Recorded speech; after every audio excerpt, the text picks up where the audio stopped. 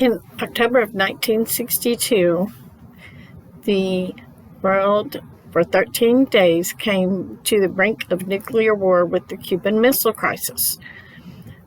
My Project Muse discussion this week is on the Cuban Missile Crisis. President Kennedy was in one of the biggest world crises during his presidency. He had to make fast decisions on how to handle the photographs that were photographed by a U-2 spy plane of Soviet missile sites being built on the island of Cuba. With this information that was gathered by this U-2 spy plane, President Kennedy decided to put together a committee to decide what to do based on the intelligence that they had received from this spy plane.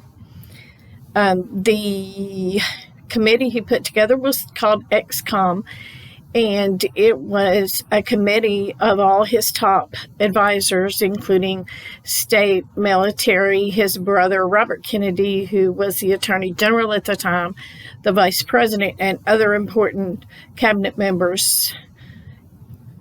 President Kennedy was not going to make tough decisions based on the advice of the committee members, however, because after the Bay of Pigs disaster in Cuba, he decided that he needed to get the advice of his committee members, but he didn't want to make a hasty decision.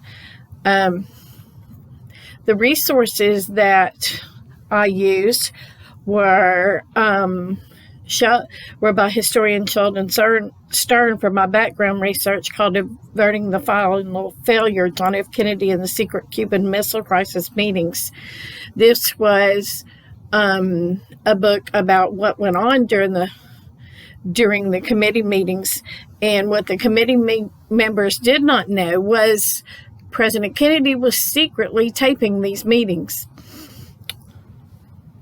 The other articles that I used were basically about the crisis itself, how and why the crisis happened, as well as how the president made his decision and why he made the decision. The authors all concluded that the president saved the world from nuclear war, and they printed out that he made the best decision to quarantine or blockade Cuba rather than to use military action against the missiles in Cuba. One article that I found very interesting was by Dominic Cherney, and it was Pearl Harbor in Reverse, Moral Analogies in the Cuban Missile Crisis.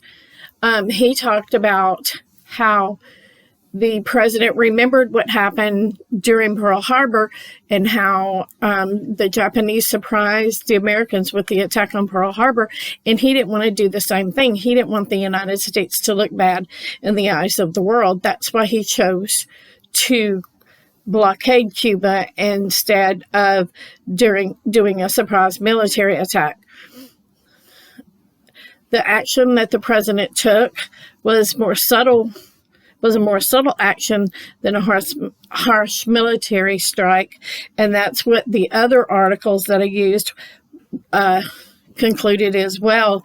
And they also concluded that President Kennedy made the best decision to blockade Cuba rather than to do a military strike on the island of Cuba. President Kennedy chose to try to appease the Soviets and save the world from nuclear disaster in return for taking the missiles out of Cuba, which they never knew if the missiles were actually taken out. The president decided to take out obsolete missiles that were in Turkey if the Soviets would take the missile sites out of Cuba.